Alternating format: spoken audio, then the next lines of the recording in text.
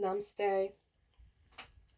Welcome to my channel. My name is Katina, and this is part 3 to Tarpanam offerings. I wanted to break this down because I know I didn't break down the actual offering itself, and I didn't break down a lot of different things because there are rules to Tarpanam. There's rules to everything, so I just want to begin by letting you know thank you for being here with me and being interested in ancestral offerings and appeasing and elevating your ancestors so they're released from not only this world, from walking this earth, but they're released from other realms from which, they are stuck. Your ancestors is basically the reason why you're in the state that you're in. If you had if your ancestors had an extremely hard life, wheels and chains don't just get broke by themselves. So if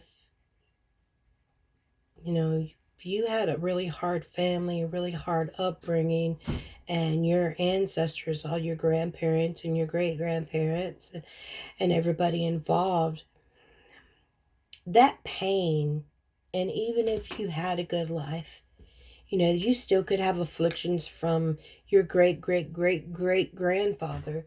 You could be an alcoholic because he was, or, your great-great-great-great-great-grandmother, went out there and hoed the garden all day, and you're wondering why you're so stuck in the dirt all the time, or, it's things like that.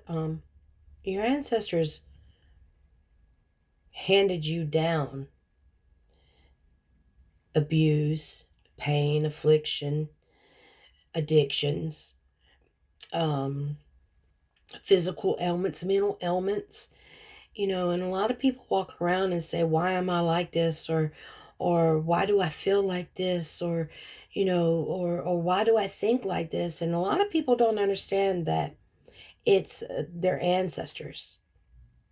I believe that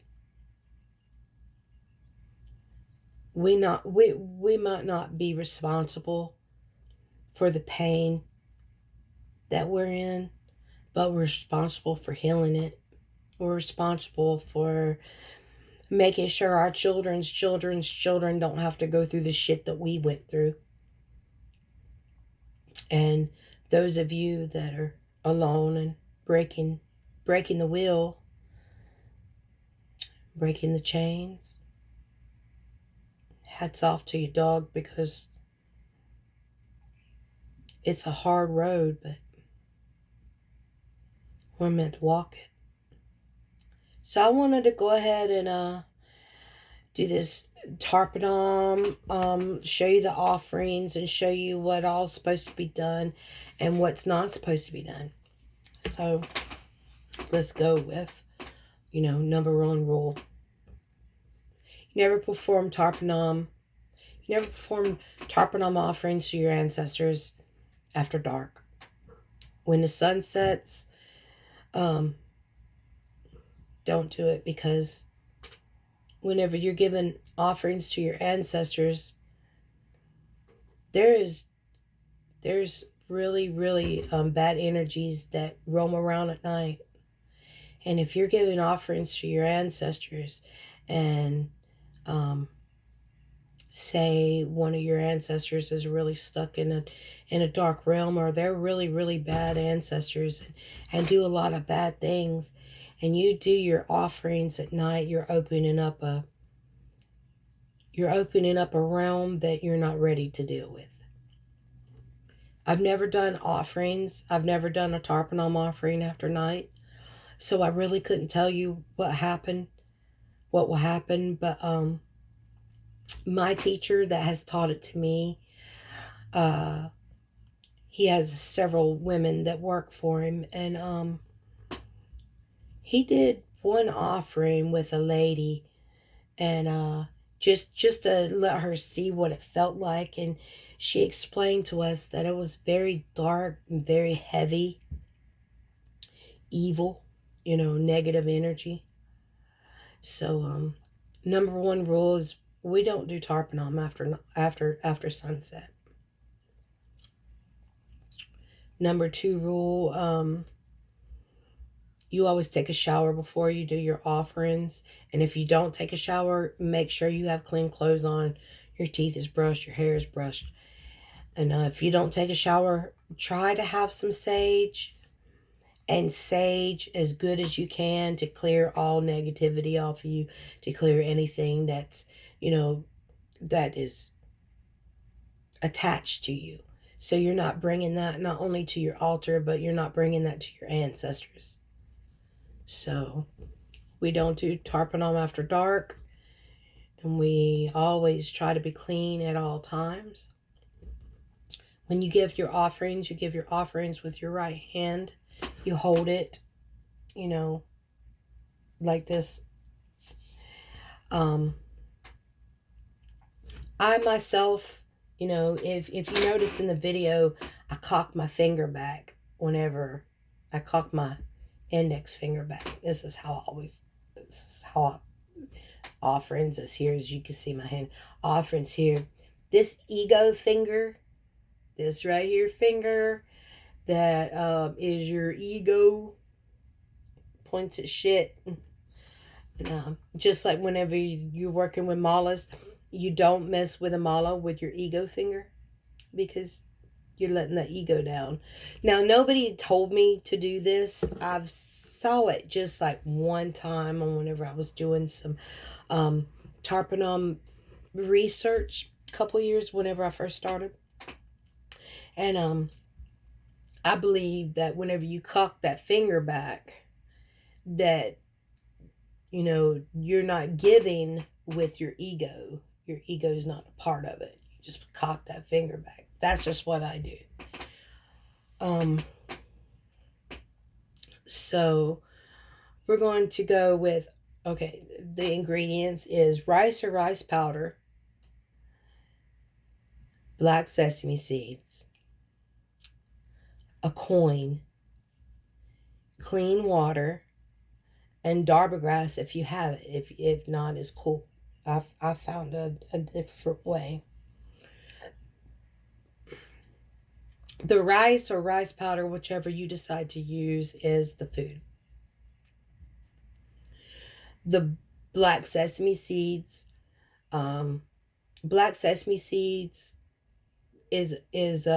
stands for your karma.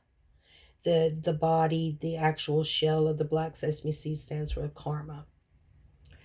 The coin was explained to me that it doesn't matter if you're in this realm, if you're in the spirit realm, if you're somewhere else, it doesn't matter. The actual body itself, the actual, the soul itself likes money. There's an attachment with money. And so what I do is I have 5 of these, and each set has their own coin. The coin represents money, of course. The holy water that I use is to activate the actual ingredients. So you put your rice powder, and then you put your sesame seeds, and then you put your coin, and then you take your holy water or your clean water. You don't have to use holy water. Okay, you don't even have to use the only thing that is required here is black sesame seeds. The rice and rice powder is the actual food, but the black sesame seeds is what we're trying to release our karma. We're trying to get our ancestors to, we're appeasing our ancestors to release ourselves from their karma. And we're breaking that wheel so we're not afflicted by their bullshit, you know. So the rice powder is the food, and the black sesame seeds is karma saying, here's you some food, you know. um I'm gonna put these black sesame seeds in here, and we're going to um vanquish any type of karma we have, any type of any type of bullshit, basically. And the money is like, here you go, ancestors, here's you some money, you know. The Darba grass um is not necessary. Like I said, you could just get away with some rice and some black sesame seeds. You're done. And a coin. You could use a quarter, a nickel, a dime. um they say pennies. I don't know about all that. I use $1 or a $half, you know, like I said. Um, that's what I use. And then if you have Darber grass, a lot of different people do it a lot of different ways with Darber grass. So, I mean, to each his own. I just take the grass and I cut it up and I put it into my offerings. This is what my offerings look like.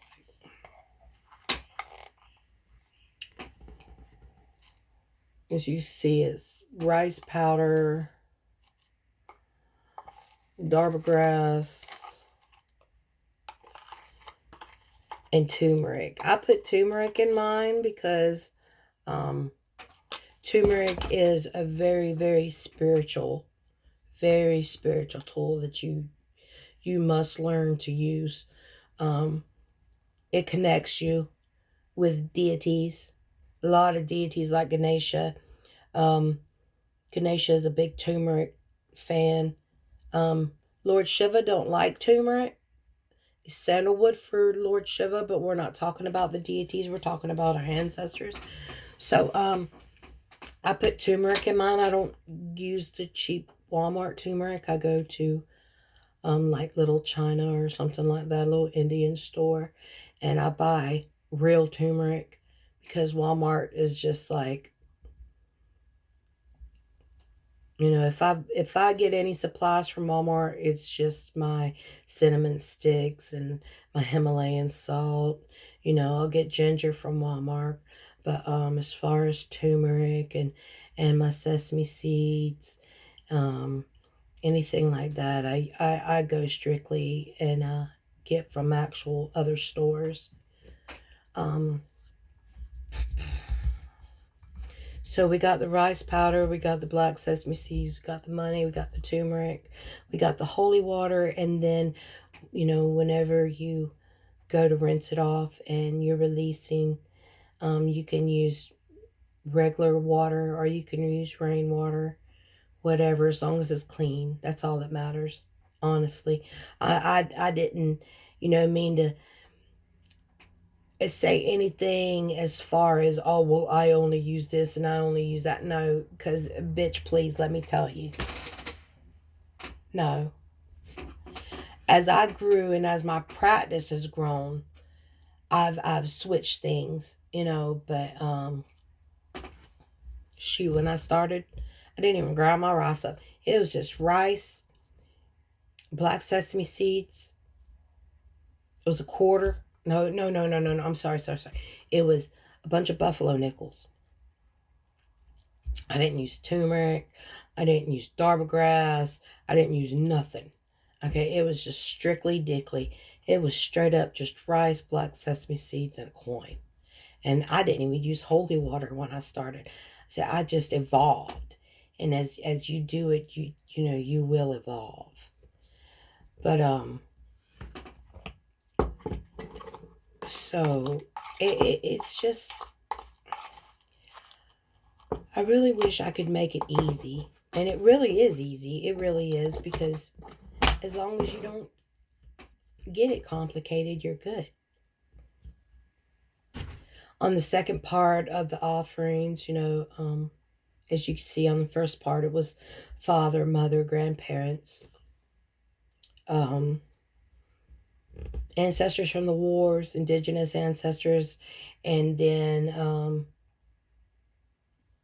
everybody else that I didn't know, or my friends and my families that had passed on, my soul family, because you're not supposed to do Tarpanam for anybody but yourself. And you can't, the way my teacher taught me was, if you do Tarpanam for other people that is not your family, then their karma and their bullshit that you're releasing them of is going to come back on you. And we don't want that. We got enough shit to deal with, So we don't do it for other people. You can only do Tarpanam offerings for your family, for your ancestral ties, nobody else's. Let me see.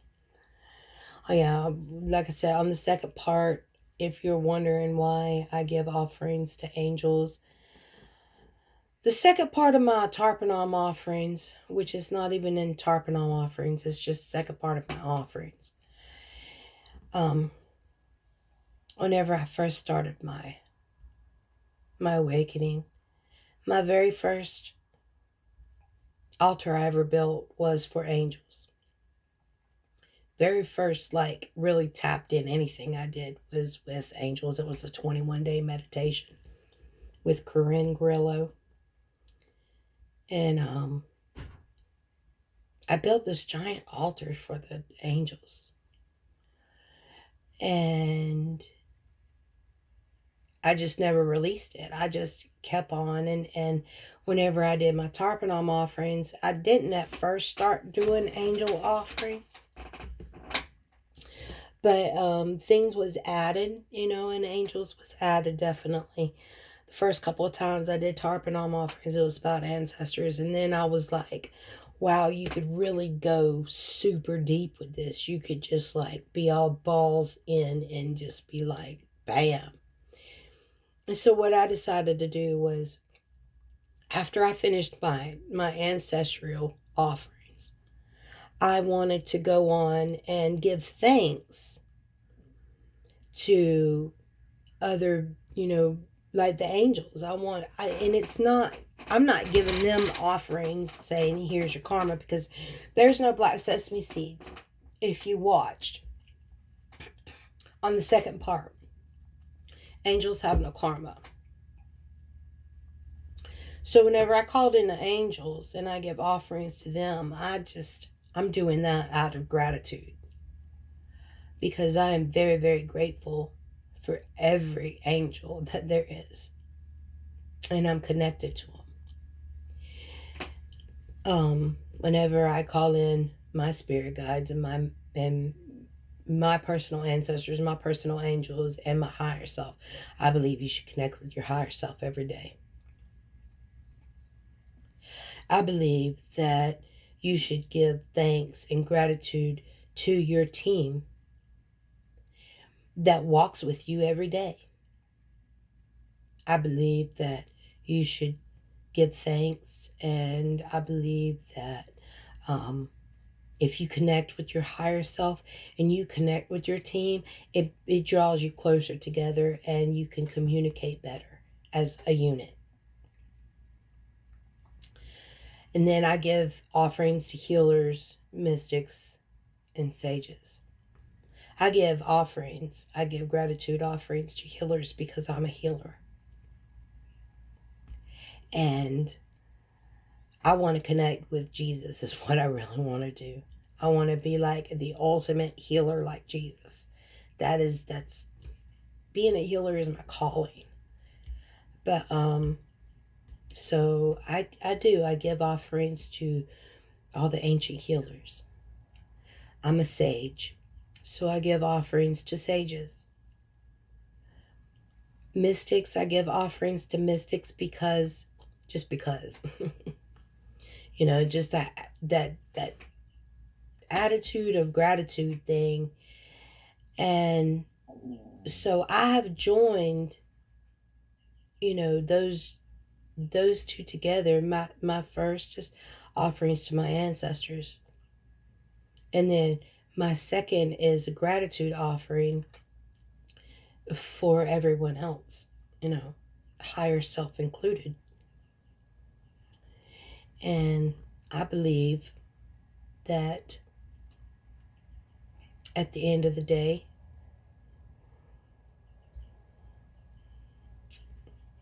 everybody appreciates it.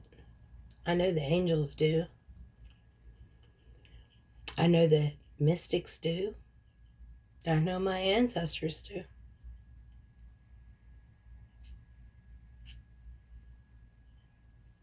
It's just something I really love to do. And I know in my heart, I'm doing the right thing. I know I'm releasing my ancestors and I'm giving gratitude to the spirit realm. All in one sitting. And I just wanted to share this and let you know. I just really wanted to break it down and give you an idea of what's what. And try to teach you something and let you know that it's not all in vain. Just keep your head up. Keep looking up. It'll get better. I promise. Peace, love, and light.